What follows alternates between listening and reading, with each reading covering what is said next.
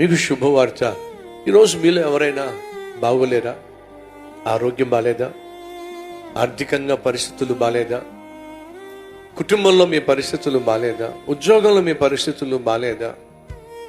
మానసికంగా మీ పరిస్థితి బాలేదా? అయితే మీకు శుభవార్త.